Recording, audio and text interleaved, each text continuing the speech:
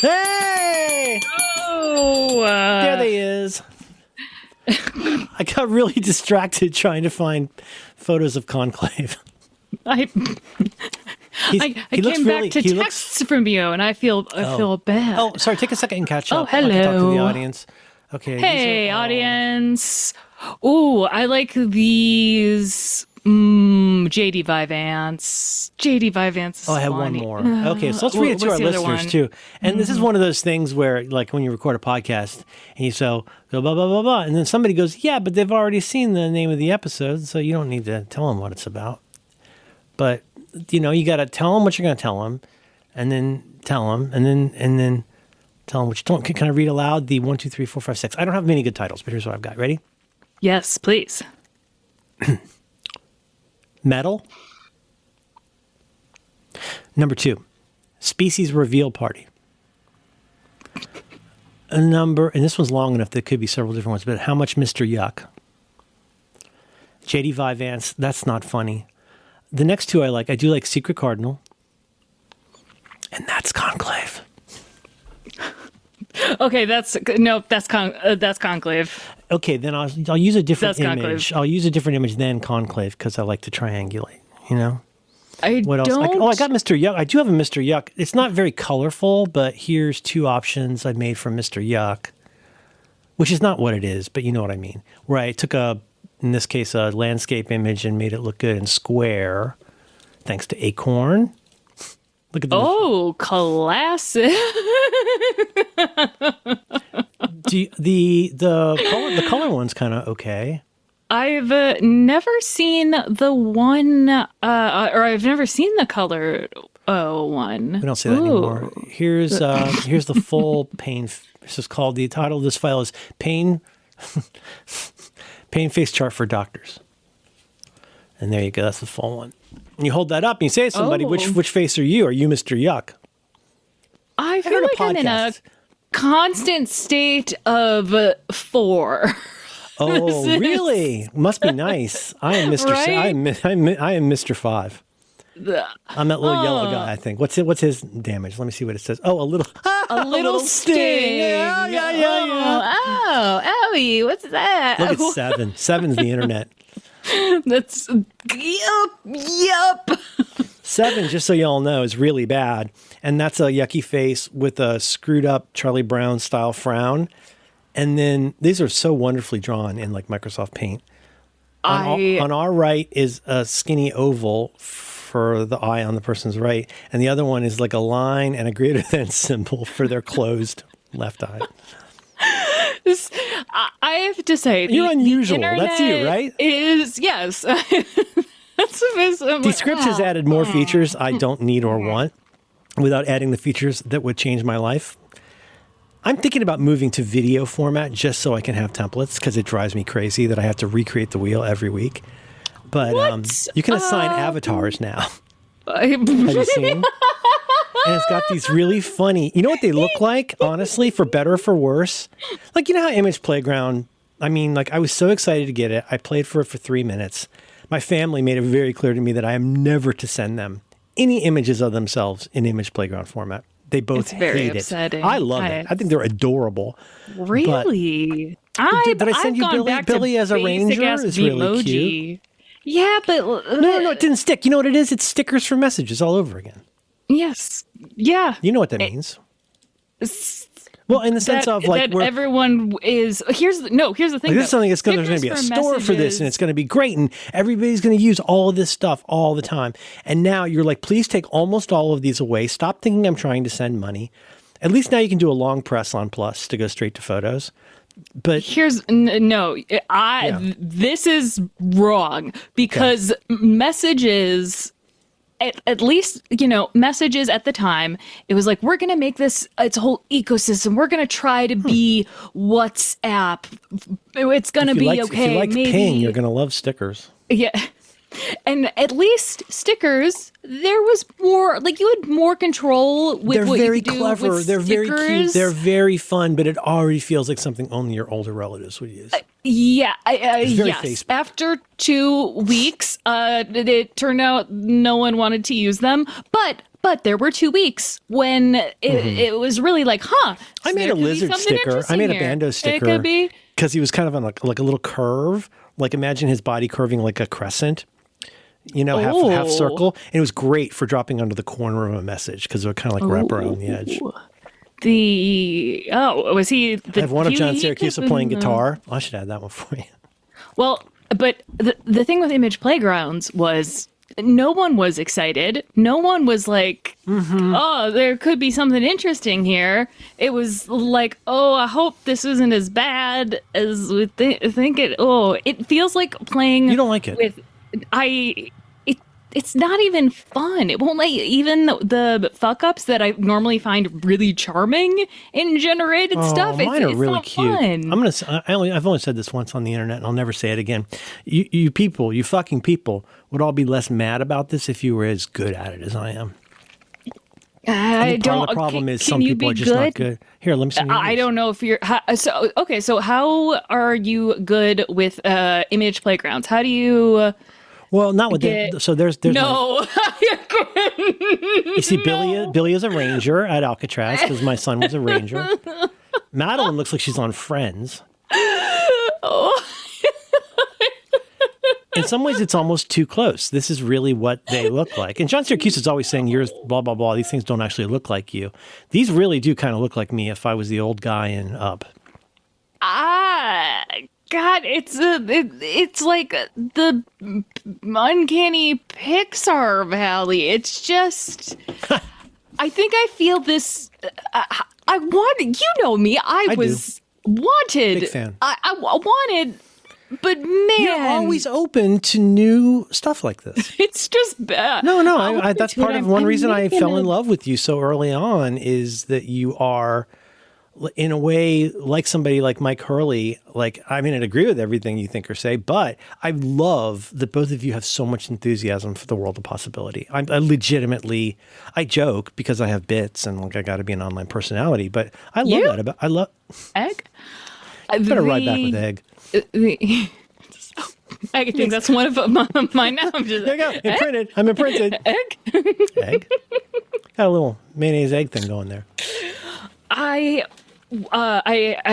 See, now I almost did bring up a tech headline because of Siri, Apple Intelligence. It's okay. No, it's the after show. Bad. It's okay. This is our inside space. But I am thrilled at how bad Siri is because I feel like they have to scoop up something that's actually good. Remember Siri was. Oh, well, I'm sorry. I'm being self-involved and looking at something that I wanted to send you, and I'm going to send that. And I'll explain to you why I think I'm better at this than other people.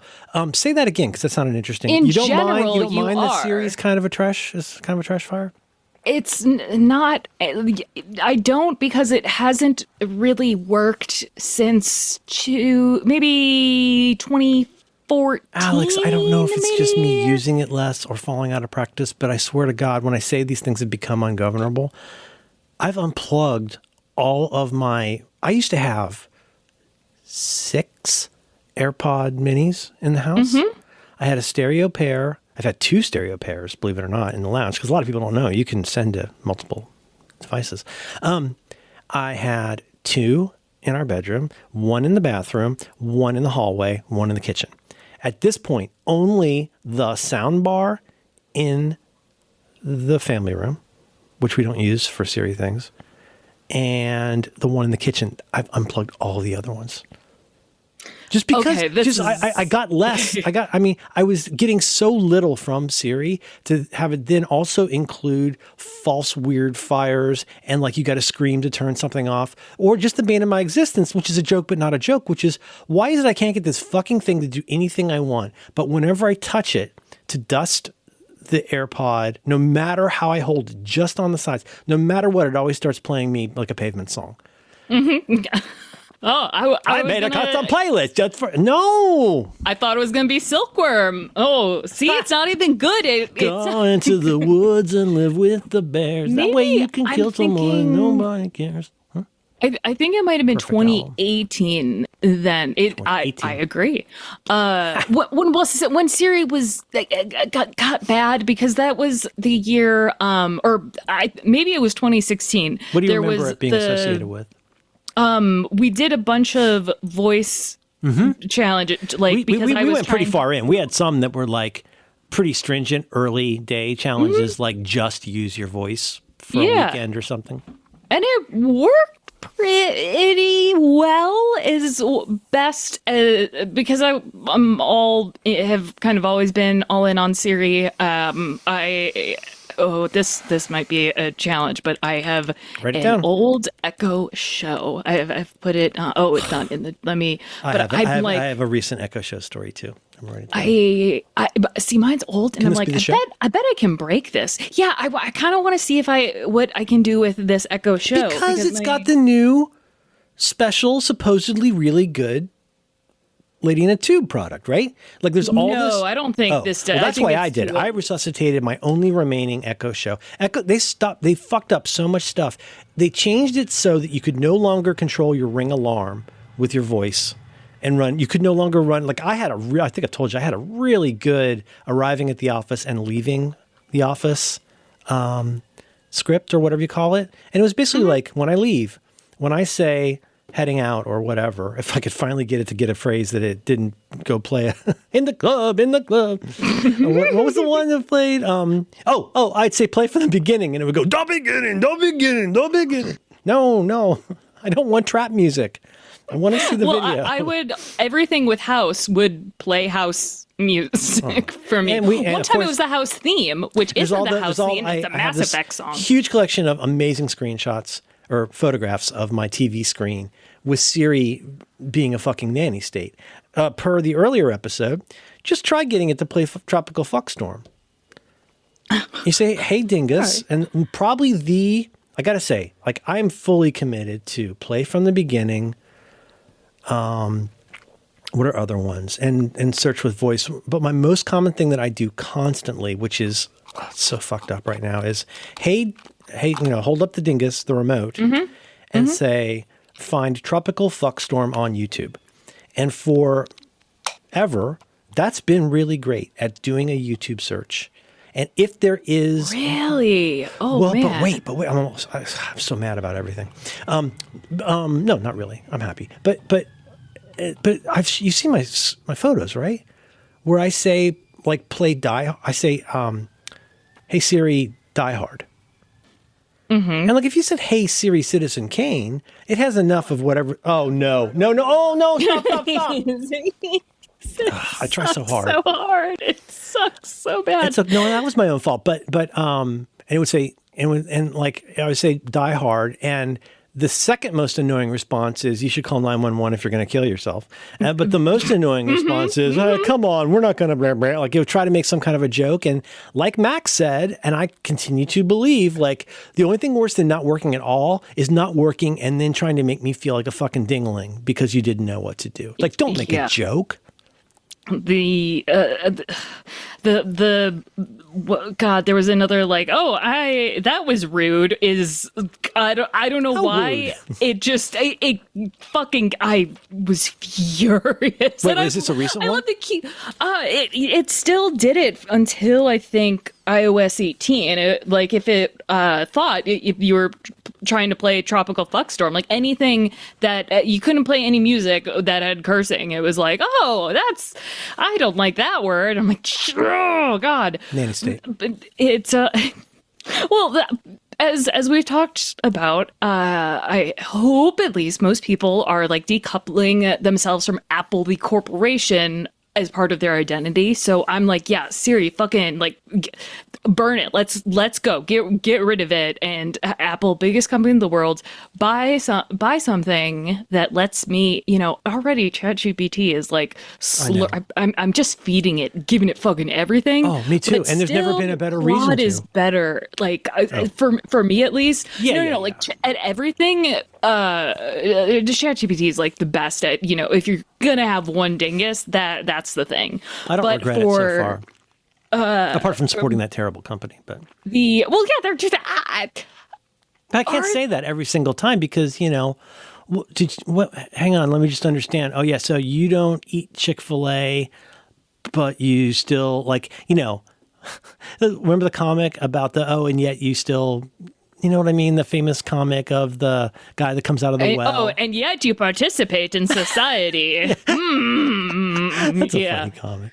I asked someone recently, I'm like, wait. So why is why is OpenAI worse than Apple?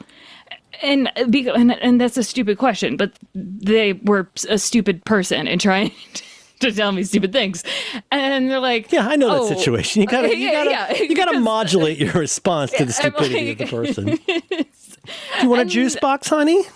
I'm like, if we're gonna play the morality game, I don't. And I could say, well, and I will say, like, I think it is very interesting that Anthropic, which is Claude, not Google, is Google's a public benefit corporation, which is very different than a nonprofit. Like it's not lying and saying we don't want to make money. Kickstarter also was for a very long time a public benefits corporation, which means you can basically be like, hey, no, we overrule you, investors, because it's objectively evil, basically, which is a cool thing. Same thing. God, what's another one? This American Life, which is like. That's cool. It's an interesting way to, participate in society. But I just can't get my head around still the I don't know, the relative moralism. I know. I absolutely agree. I'm trying to find this podcast I really liked this week. I think it was on. I'm so up my ass about so many things. No, not at all. But I think it might have been What Next. I think it was this episode called Why Did Big Law Fold So Easily? And I learned a ton. I love hearing a show like that where it's not just like, here's a 20-minute podcast because it's a weekday, like where they actually do. And they talk to this guy. That was the Pope one, the What Next one. I really liked it. I was surprised. Oh, yeah, the Chow Papa. I'm going to listen to that based on your recommendation. This is called Why Did Big Law Fold So Easily? And this is with, the guy was great, Ankush Karduri.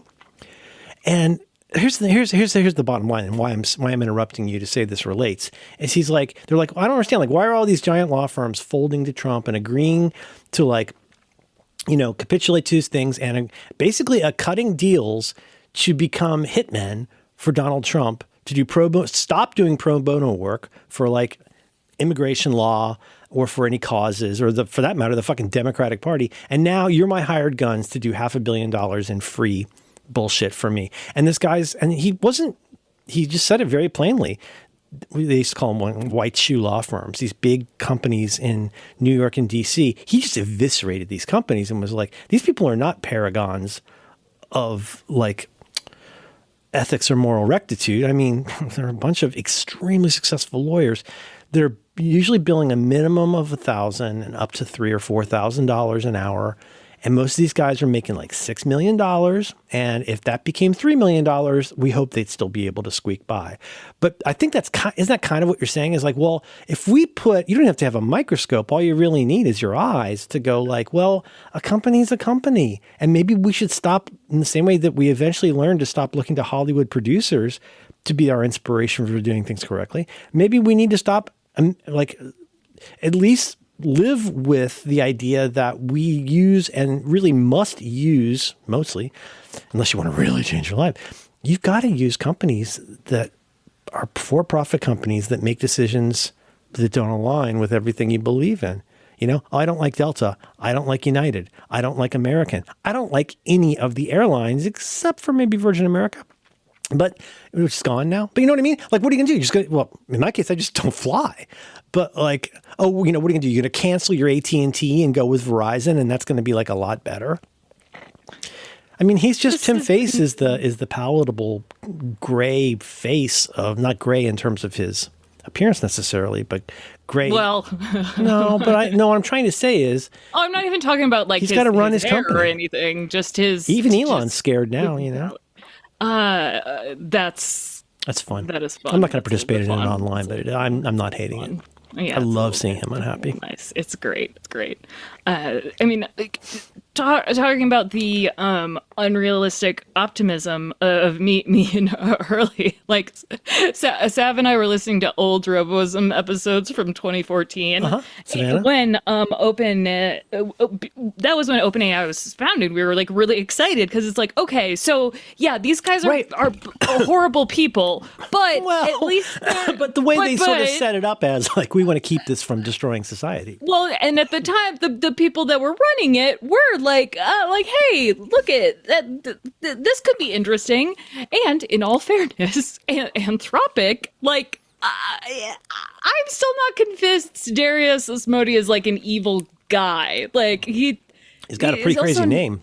He's got a weird name that I can't pronounce. That sounded kind of racist. He's I find him adorable. Does that make it not racist? I don't know. Well, but like there's this whole like his whole thing is like a race to the top where it's like, okay, if we make which is also kind of it's almost sounds a little bit like a That sounds like almost like a effective Zuckerberg kind of thing. It does, but the idea of like race to the top does sound like an effective altruist-ish type thing. Like, okay, if we Move make fast and this- break things that don't matter to me. No, like he's like, all right, I am a little bit afraid that AI is gonna end the world. It's about 20% chance, but listen, if we make the good one, it will mean that other companies also Everybody need to make thinks it's the other people good who one. do evil, and it's them that are Yeah. the bulwark against the Thens and the Hornfoots. And I'm like, okay, buddy, that doesn't make too much sense. But I mean, you're making a really good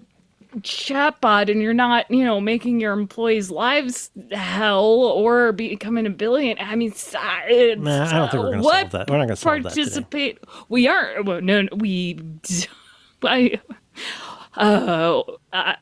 have started to just put it into my mind, like, okay, if the revolution came tomorrow and capitalism is gone, like, how would you act? What would be different? Oh, I know how you'd act.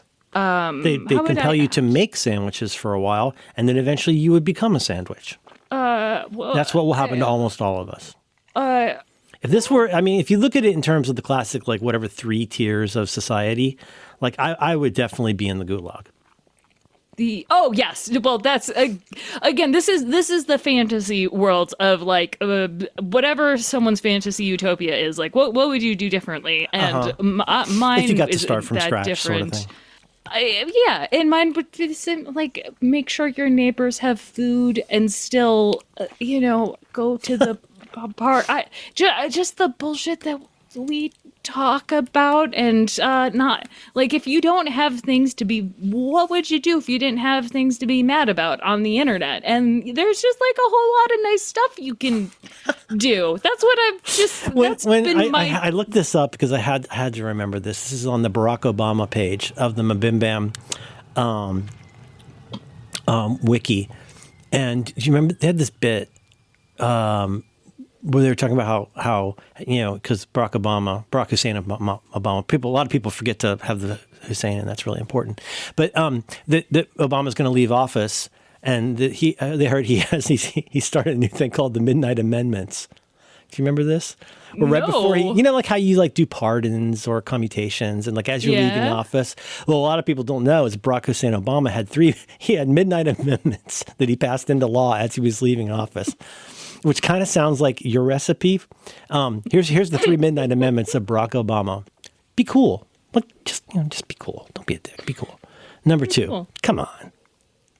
Number 3, midnight amendment. Nice. Come on. Come on.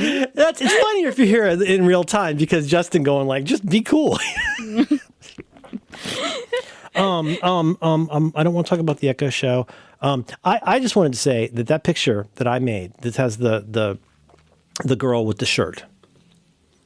That's one of my all-time favorite experiences / image making with ChatGPT, for reasons that are not at all apparent from the image. But so, okay, like you see that image, does that put you in the girl with the dragon? Does that put you in the mind of anybody that, like a character or a fictional character, It's okay if it doesn't. More so, it put me. I was thinking, all right, what did Merlin say to make this? Oh, that's kind of why I wanted to mention it. Whenever I see a generated image, what I immediately find interesting, I'm like, what does? How do they get and most this? people who make generated quote, art or whatever, they're not really saying anything interesting to make anything weird or it's not. It has nothing. I mean, like, well, even when the New York Times finally did a current events piece on the action figure trend, like. The one that they made and showed was like, oh, it's a reporter. I'm the guy who wrote the article. And my accessories include a slice of pizza. And it's like, but mine was really good. First of all, mine looked fucking exactly like me. And my 3 things were a notebook, a little orange bottle of medicine, of pills, and a can of seltzer. And it's like, it's not the best thing I've ever done, but it's better than like, oh, it's a cell phone and a baseball cap. And you're like, oh, fuck. Are you that generic in your own mind, dude? Are you that generic? I wanted to tell you. Yeah, when you talk to, I especially like talking to the people who are enthusiastic about AI in the way that I'm not a huge fan of. Like, we're not excited about the same things, but at least they're not, telling me I'm a bad person, which is always a good place to start. You know what? It could be way worse. That's not a bad place to start. Well, I'm very related to the Pope passing away. God, Alex, why do you still identify with Catholicism? And why did you like this Pope? I'm like, this one didn't say I should. Simple. Yeah, I'm like, well, this one didn't say that I should burn in hell and hate myself. So like that was a part of it. It's like, well, he didn't change anything, any laws or doctrine. I'm like, well, that hasn't really also happened since like the 60s. And but my favorite was like, all he did was change the vibes of the church. I'm like, okay, if faith is anything, faith is vibe. Like vibes, like yeah.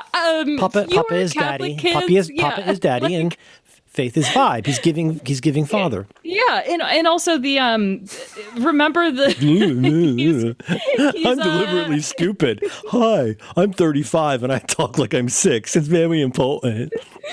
It's giving important. So God, I hate how stupid people are. There are clips of like this kid talking to this guy. He's just was a random dude, like him, just talking to queer kids and being like, hey, what do you think about the church, blah blah blah. And of course, like, he gives a I don't even want to say a blah blah answer. I think the question that the queer younger people have probably thought about it in a more sane and less fraught way, simply because they don't have the experience at the same time in the same order of events. Like, people who were there when shit went down for stuff. You know what? I'm not going to get into this. I'm just going to say that I'm very impressed with a lot of generation, my kids' age, who have such a less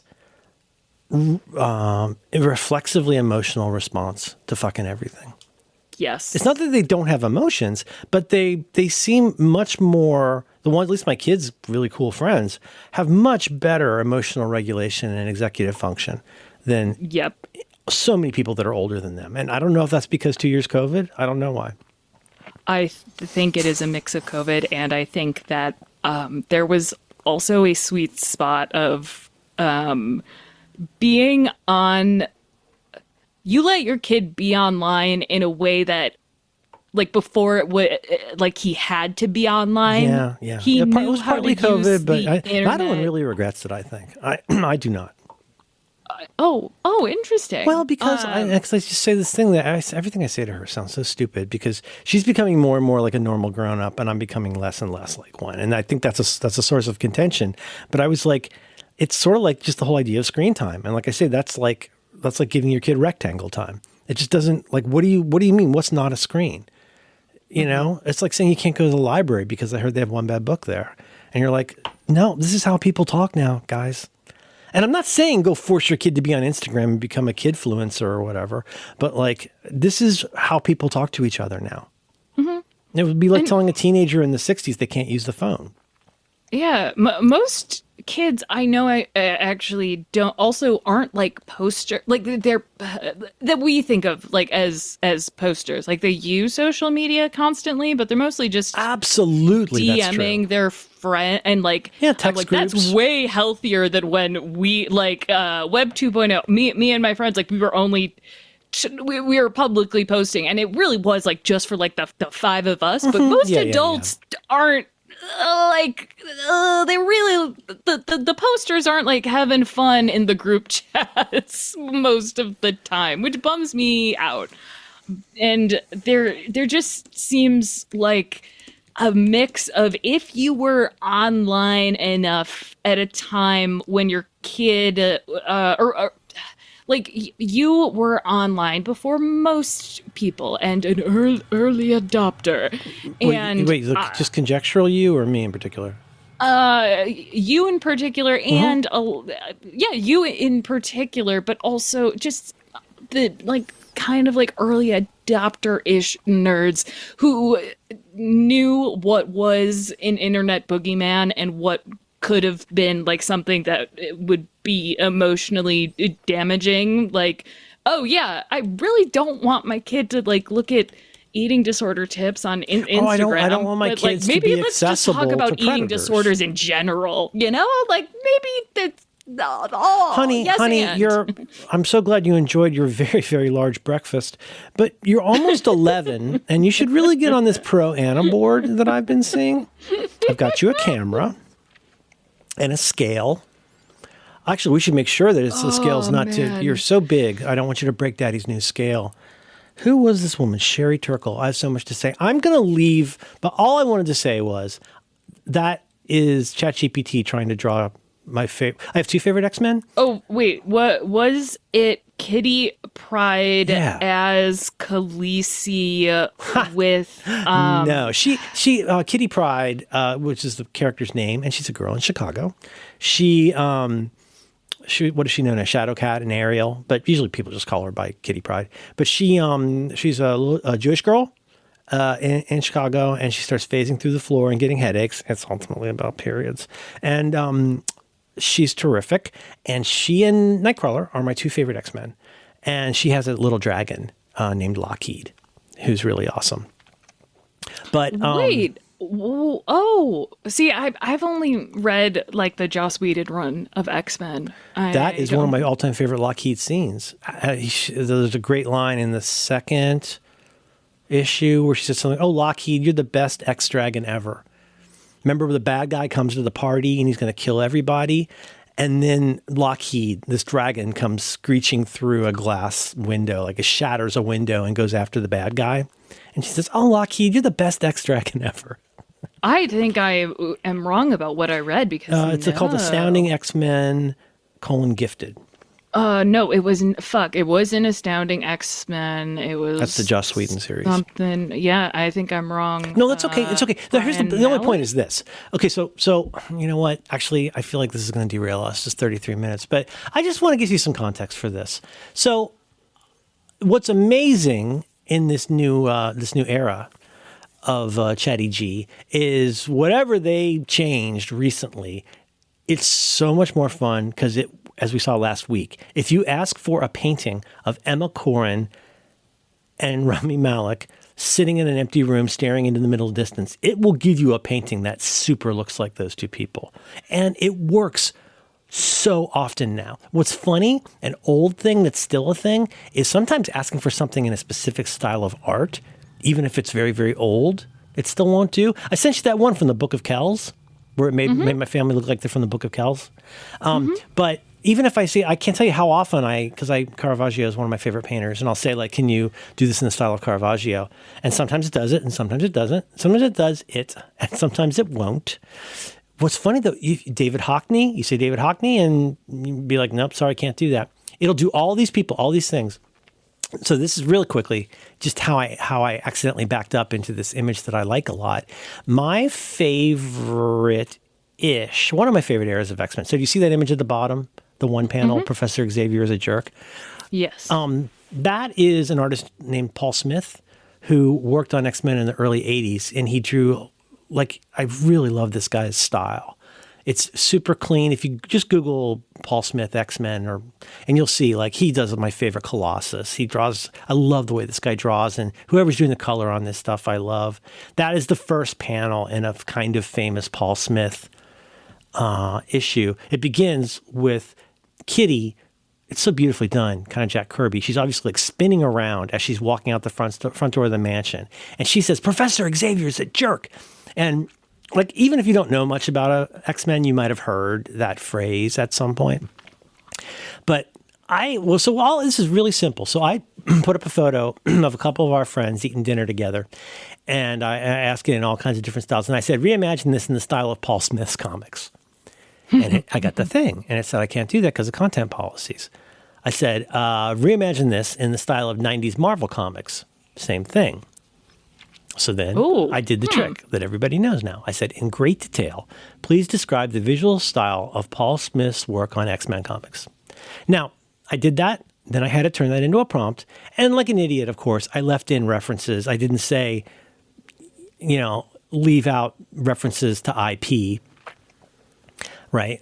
So I had to write me a prompt. And eventually, I got it laundered enough that it was generating some pretty cool looking images that to my eye looked more like, say, Love and Rockets, maybe. The comic from the 80s.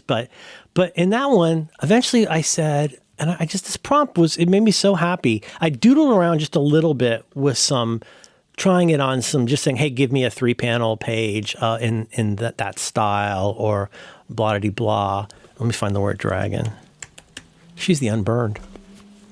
I said, God, create a comic panel in clean, expressive 1980s style. Use fine, deliberate art line work. This is 3 paragraphs, this prompt. And here's the first one it gave me, which this is the one I thought looked a little like Love and Rockets. Like, I'm already I would read this comic. I don't know what that is, and I would read that comic. Looks a little bit like Chris Samney, a little bit, another artist I like a lot. And then you know what I said? I said, make a panel. I'm going to send you the results of this and tell you what I asked for. This is the first image I got, what you're seeing right here. I said, just this sentence, make a panel featuring a teenage girl with long curly hair and an adorable dragon on her shoulder. And it gave me that. And I was like, first of all, that dragon, it should be purple, but whatever. That is such a cute dragon. I love this girl's expression, right? Because she's kind of not having it, whatever it is she's regarding here, right? And just that little bit of a dip in her eyebrows made me think of that famous Paul Smith frame. So you've seen this. I said, give the shirt a central image of a severe-looking bald man with highly arched eyebrows. Under it, the word jerk, in all caps, in a font like Cooper Black. Let me do this one more time. Give the shirt a central image of a severe-looking bald man with highly arched eyebrows. Under it, the word jerk is in a font like Cooper Black. And that's what it gave me. Isn't that a sad? And look how the frame of the panel is behind the dragon's wing. Mm-hmm. I mean, so this is the sleep image on my Kindle now. She's such a great character. Oh, he also looks like Figment, and I like him a lot. Oh, Figment. Figment was so cute. It was so cute when the guy would walk around with the puppet. Yeah, I miss it. I also miss going to Disney World. I think that's problematic too. I think I miss being a certain kind of young title. Interesting. Oh, yes, this is what I want to mention. The only other thing I want to mention, I'm leaving everything else off the table. Sherry Turkle. What was the name of the book? I think it's called Life on the Screen. Yeah. Life on the Screen, Identity in the Age of the Internet from 1997. And it might be fun to read an excerpt of that. I am not... So Sherry Turkle is a professor at MIT. Yes. Her books include Alone Together, Why We Expect More from Technology and Less from Each Other, The Second Self, Computers and the Human Spirit, Simulation. Oh, hello. Yeah, I you see her know page who at you MIT. are. Hello. She's the Abby Rockefeller Maze Professor of the Social Studies of Science and Technology, founding director, MIT Initiative on Technology and Self, Cambridge, I Massachusetts. know who you are. Didn't Quinn go to school near Boston? I think they did. Yes. Is Quinn they? It was so fun meeting all of her college friends. I'm like, how did you know Quinn? And I'm like, well, and as soon as I'd be like, I'm both very well, attracted to her as a charismatic person and very terrified of her. ew. She's very no. You know what I'm saying? Like, there's just no. Come on, aren't there just people you want? You're missing my point. Aren't there just people you want to be around? You're yes, I know. But she's so charismatic, but like also she just seems like, oh man, I think she hates me. I kind of love it. Oh yeah, absolutely. She's a smart cookie, is what we call it. Oh God, wasn't being a creep. librarian. No, I know. I had the visceral reaction as if like it almost like a sibling thing. Like it's. Oh sure, man, like if you were married to Tim, if you were married to. Freudian slip. Even if you were the someone was sister like, of Timothy Chalamet, you'd be like, "You gross! I've seen his underwear." Even if it was completely yes, but like if you're on White Lotus and you just want to give a little kiss, just give him a little smooch. Eventually, I think once the discourse calms down, Quinn should come talk to us about libraries and LLM stuff. Like, oh my God, it's phenomenal. But I bet librarians love it. Oh yes, they do. Yeah, you ever heard someone called a reference PhDs librarian? with It's somebody who sits at a desk and answers the same question about tax forms all day long. Yes, and you know what? They really love free information. And they love finding shit. I mean, man, librarians fucking. And I'm not just saying that to score points with librarians, although ladies. Oh, I am. Oh man, they're they rule. I have a huge crush on one of Quinn's friends now. She's oh my God, this amazing queer librarian. Oh my God, just queer librarian. Yeah, well, and she has made this whole entire index of. You know Jessamine from the internet? Jessamine, like the she was the big moderator at Metafilter for a while. She writes wonderfully about being a librarian. I think it's called librarian.net, maybe. Huh. Jessamine Library. No, but I agree with you. I totally agree with you. I've always had a special, and that was my work study job in my first year of college, was working at the library, and I loved it. That Jessamine West, the librarian, has a page on Wikipedia. West Librarian. Yes. Yeah, librarian.net. That's it. Yep. Yes, here we go. Here's a 21-second sample of Jessamine West's voice. That's creepy. I've met Jessamine. She's very nice. And she's unsurprisingly, perhaps, she's very, very smart. Oh. Wikipedia is I don't know what to do without it. I hate it, but I need it. Well, I mean, that's another thing. I know it's for babies. Old and bad. I remember being told you need to put bad some it was information on Wikipedia. Oh man, you didn't. That information was stolen. God damn it. Okay, let's pick a challenge. Oh yes. Next week I want to ask you about your post. Notice I didn't say your blog. Really? I said your post. Okay. Can you give me? Can you just no. Well, I was thinking about this today, and we joke, but I don't know. I always feel like we joke, but like it's also sometimes important to say the real thing, which is like, how do I put this? It's okay if people don't see my stuff. Like it bums me out. What bums me out is that people that I'm acquainted with who I think might like potentially what I do sometimes. What bums me out is they don't see it. I don't need strangers to learn about me. That would be the worst thing in the world for me. Like I don't need more people misunderstanding or misapprehending or half understanding what I just don't need any more of that. So like I never feel any special compunction about marketing what I do to strangers, whereas I used to do that, and I think on the right day I would argue did it better than a lot of people. I mean, like I was there when people started doing blogging for a living, and I think I was pretty good at it, for better or for worse. But as long as it's to talk about as a thing and not just because you're doing it out of obligation to promote it. Said Holden Caulfield to no one in particular. I was going to... You ever seen so many phonies in your whole life? Do you care? I said it twice yesterday. Do you care? I said it to Billy. He said, what kind of sauce did you make for the green beans? And I said, do you care? And he goes, not really. I said, okay, well, but kind of, right? I was like, oh, no, it's really good. It's a recipe I got off ChattyG. And it was fucking great. It's like, it's, soy sauce and oyster sauce and a tiny bit of sherry and sherry turkle and there was avocado oil. As you can tell, avocado oil has a very big role in my life. But I still say that to people all the time. Flavors. Yeah. Can I ask, just as a teaser though, Yes. did you rather than saying did you like it, do you get why I sent it to you? Yes. I think you're one of the few I think in like people 3 ways. other In like than- 3 ways you probably get why I sent it to you. Yeah. I mean, I keep about wanting depression. to know who it is. It's about feeling like you're in a trough. It's kind of about 3 things. And I think if I wanted to be a clearer writer that reached new people, I've done this. Like, I'm sorry, I don't mean to sound like I'm tooting my own horn, but I'm pretty good.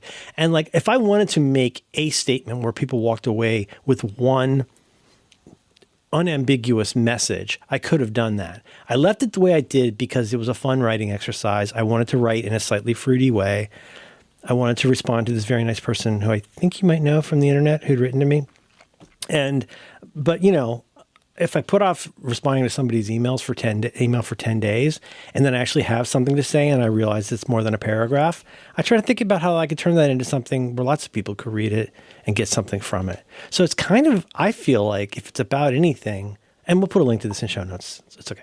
And it was this person talking about having had an experience with ChatGPT that led to what they would call a moment of grace, which is a phrase people use, a phrase I've used. So it's kind of about ChatGPT, but not really. It's kind of about Chat. It's certainly about the struggles and depression.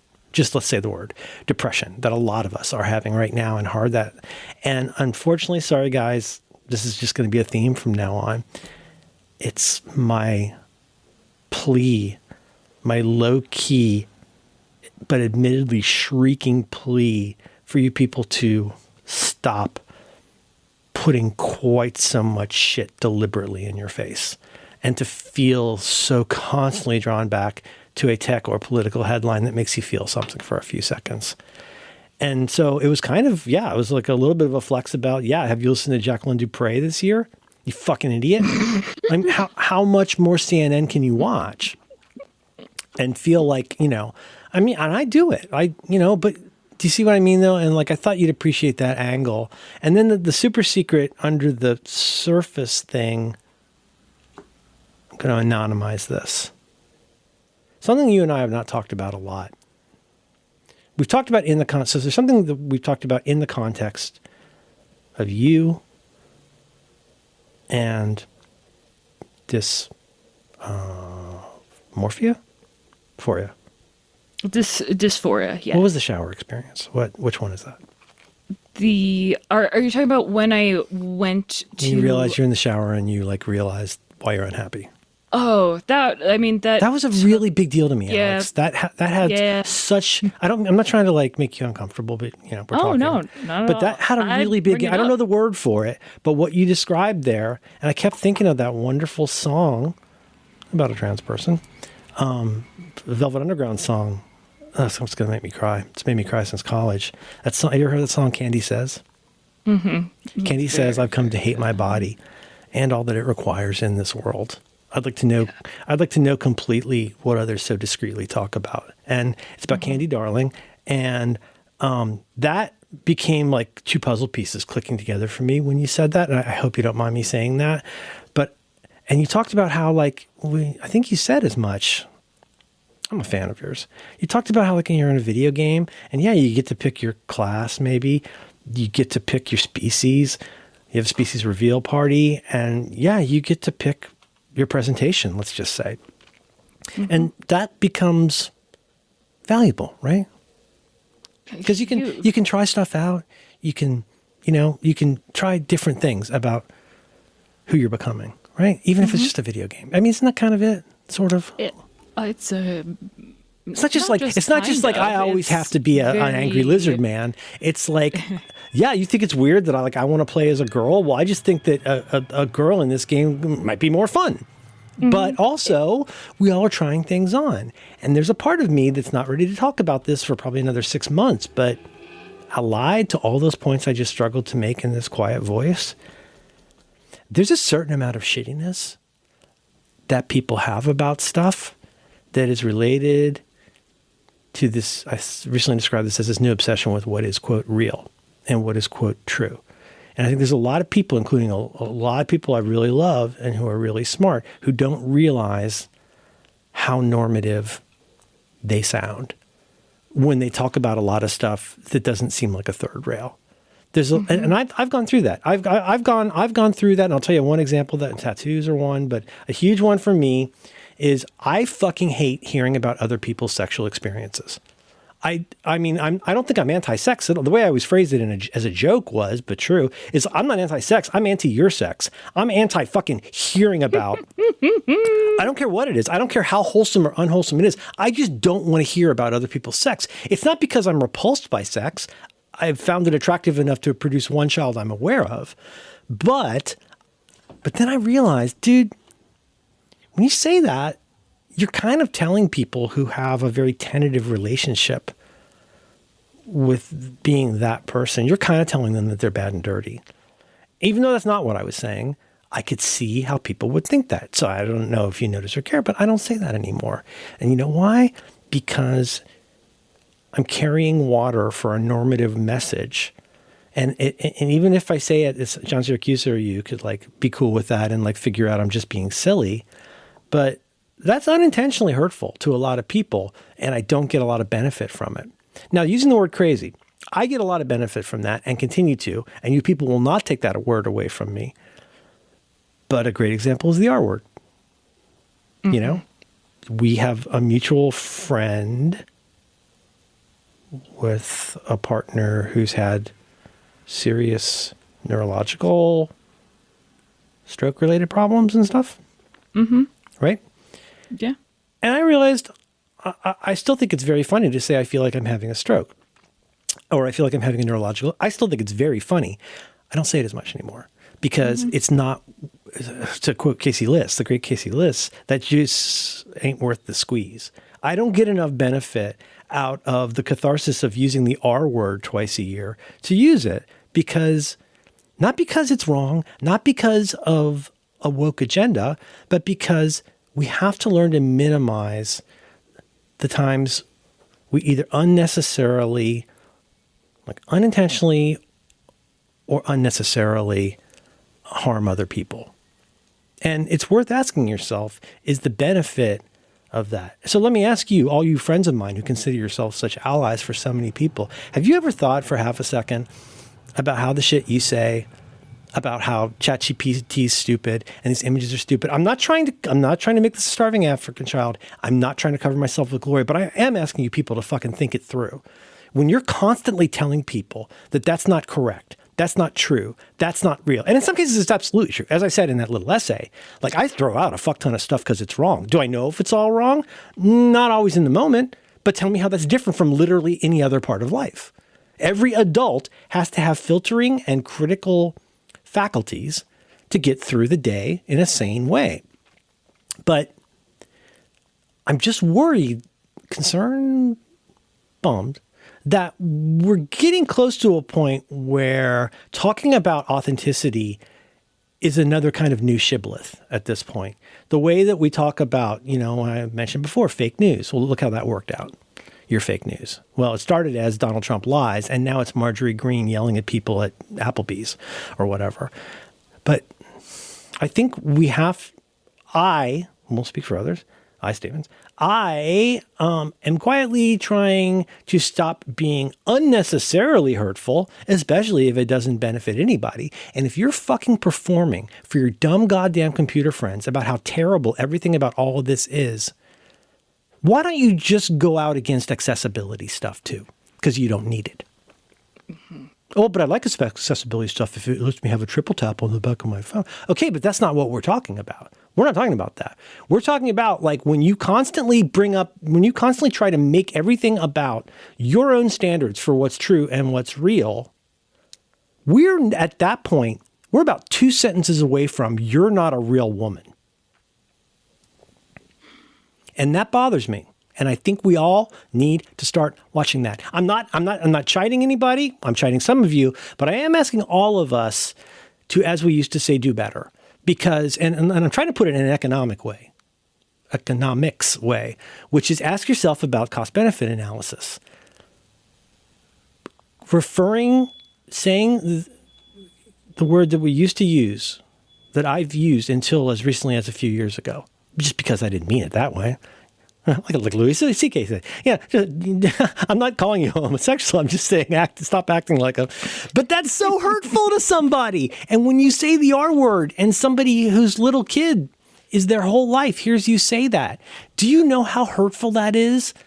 And you got so little from it. I'm not asking you to go worry about a woke agenda. I'm asking you to look at yourself and do an effective cost-benefit analysis about what harm you may be causing in the world by doing stuff that you decided long ago doesn't hurt anybody. And I'm not saying don't criticize these companies. I'm not saying, there's no point in even saying this. And I hope I'm turning somewhat of a corner here from the usual ChatGPT backlash stuff.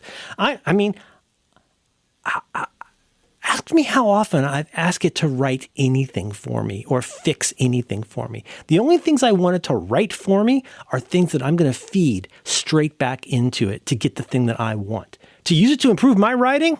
Good luck. Pack a lunch. No, none of that stuff. The stuff that I use it for is shit you guys don't even fucking acknowledge.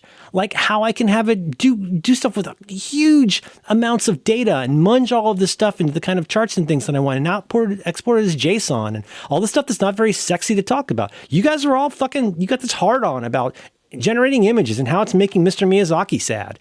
And it's like, oh my fucking God. But you also, all along the way, do you feel the villagers with torches thing about the authenticity of these companies and the product that they make? And doesn't that feel just a little bit J.K. Rowling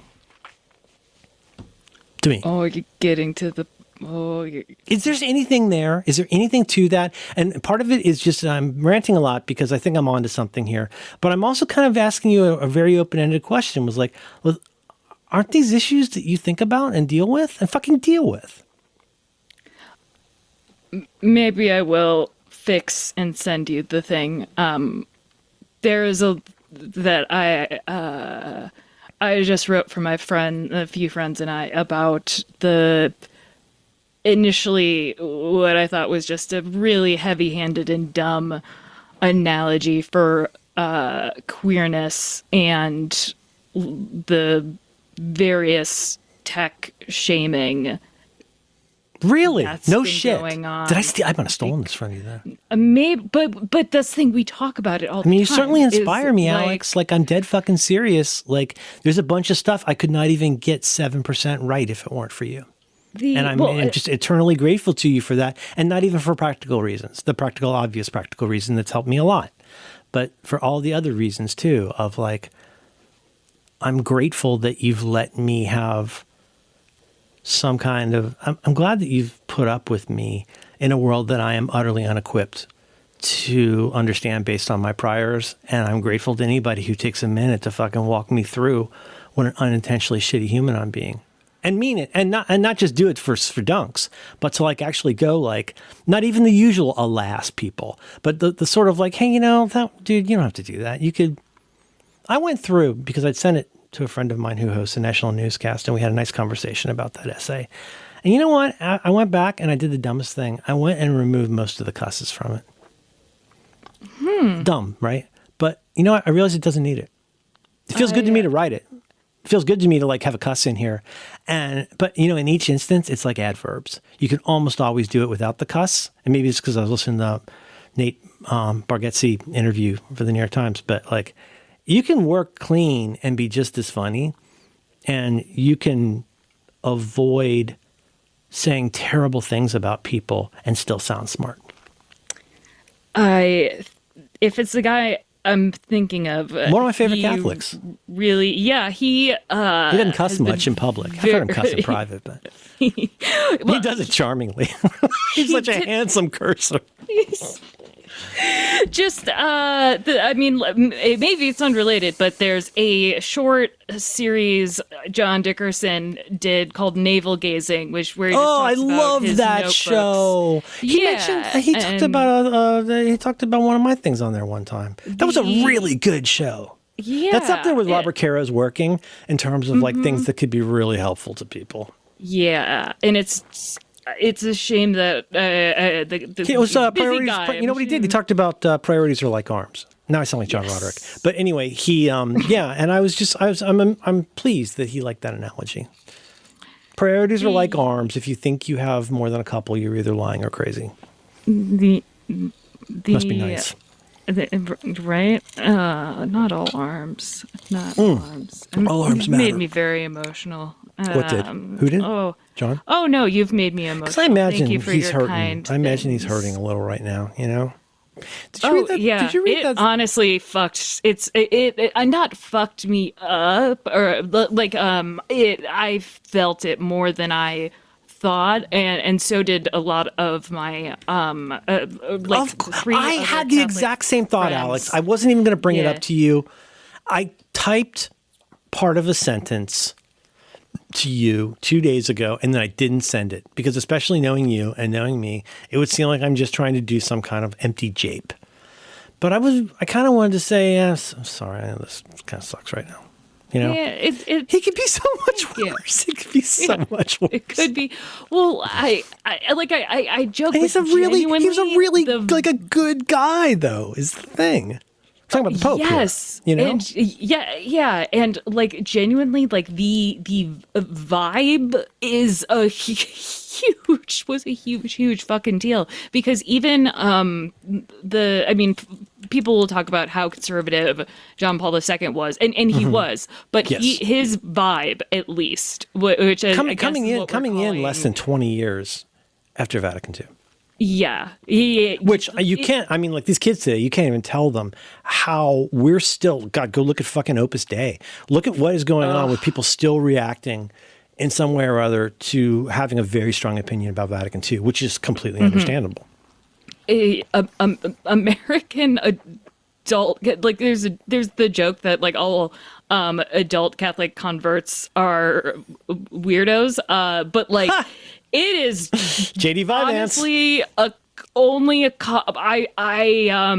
actually I looked into the guy who was on What's Next, the Slate show, because Which one? she mentioned he talked about the the Papa Pope. thing guy. He covers he covers, I knew he covered the Vatican, but I didn't realize he was he converted to Catholicism, and I was like, oh fuck, a normal one. Like there's not like he's Rare as hen's and yeah, and I have known a couple who it will be something like well, actually, almost all of them. It's either an encounter with a Jesuit order or is he really the first Jesuit pope? Is that even possible? How in the fuck has there never been a Jesuit? Those guys love being in power. They love power. Are they the mean ones, right? Aren't they the tough ones?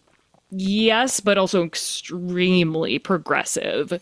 Oh, and also, they're like we talked before about the liberation theology things, stuff like that. But they're also, okay. Oh, interesting. Is it usually a Dominican? Like, who's usually the Pope?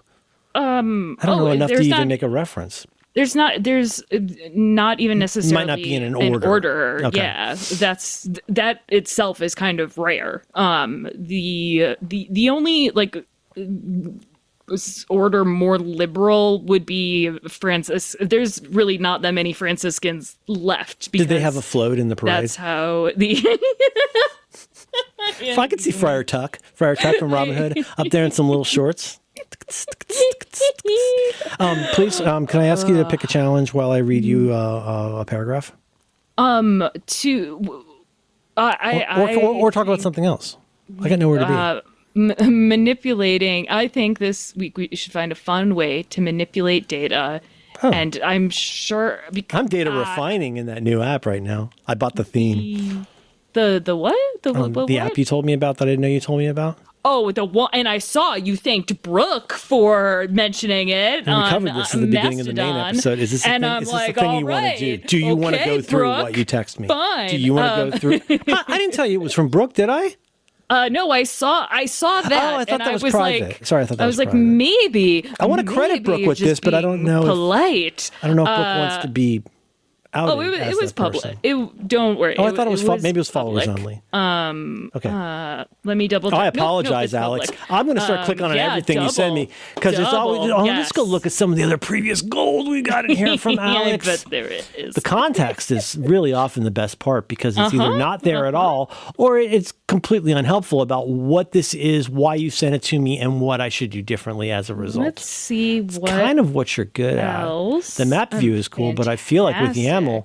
So here's the thing: you sent me a link. Okay, to a podcast. this was in context. This is in context to "Flightless Bird" by David Ferrier. No. You sent me a link to a podcast I'd already listened to, and you said Rob is the embodiment of the Chicago suburbs. And it's funny because I almost did write you about the Texas Cheesecake Depository, and then after that, at some point later, you said the map view is cool, but I feel like I just want to be really clear. This is after writing to me about David Ferrier. You said the map view is cool, but I feel like with YAML, it should be possible to make some Obsidian plugin to look at your notes with GPS coordinates on a map. And then you sent me a link. Yes, you'll see that the Flightless Bird link and comment on it, those were sent at 10:24 a.m. I don't see time. And well, was it sent like 7/9 of an hour later? No, it was at 10:28. No. Actually, maybe that not okay. all So manipulate data and me be prepared to talk about my weblogger blog. No, that's fine. That's fine. Manipulate. I love talking about myself. That. I just hate being misunderstood. The trade-off is not there.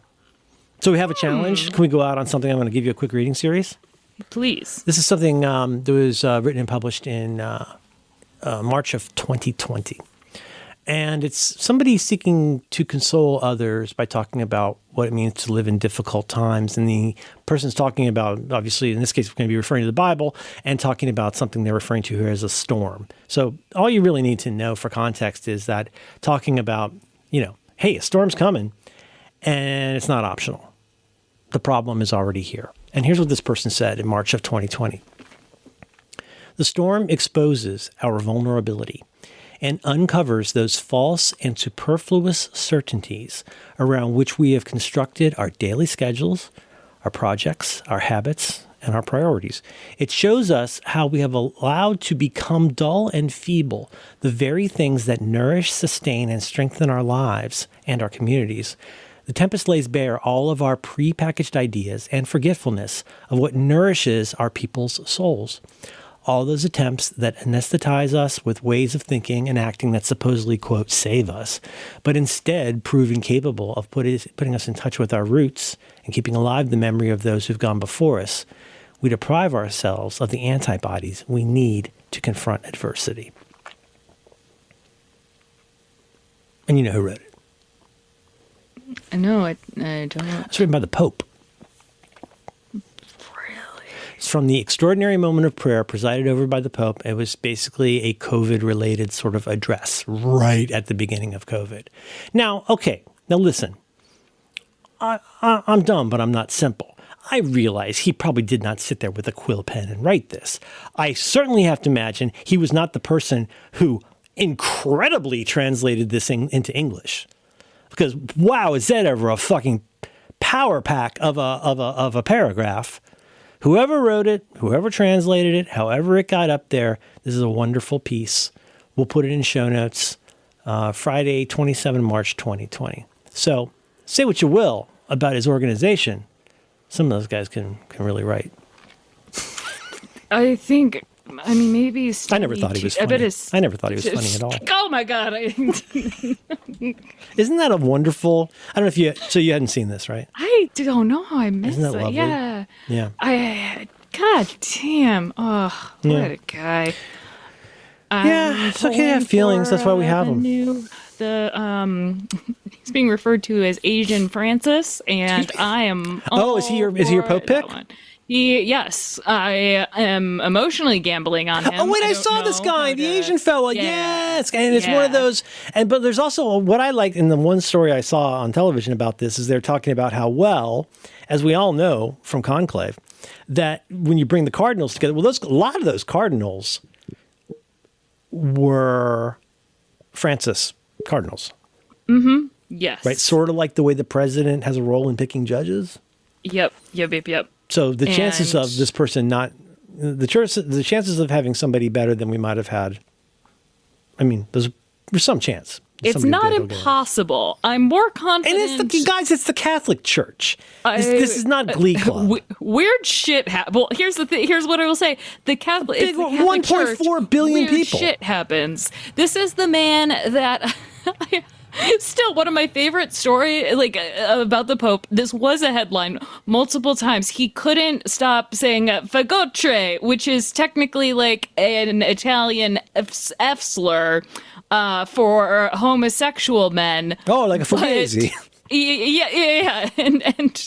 But what he was saying was an old man version of basically the church has too many pussies. Like he was saying, basically like pussies in the vaginal sense, or in terms of the commitment and courage. Commitment, the nice way you said it. The good kind of pussy. He didn't. Yeah, he was like, there's not enough. That was not a slur. He announced, and he did. They did. He was like, what he didn't. Hey, that's no good, boss. You kind of go around calling people pussy. He was trying to say bad things about people, but not gays. And it was just, and then he just kept You know what? That's a subtle point. I'll take that point. It's a very, very subtle point. I wasn't slagging somebody else. I was dragging to somebody else. So. It was, and he was also dragging the Some of my cardinals. best of friends are fugazi. Also, I'm from Argentina. Bring an Italian back. There we go. Bring back my Checo voice. Da da da da da da.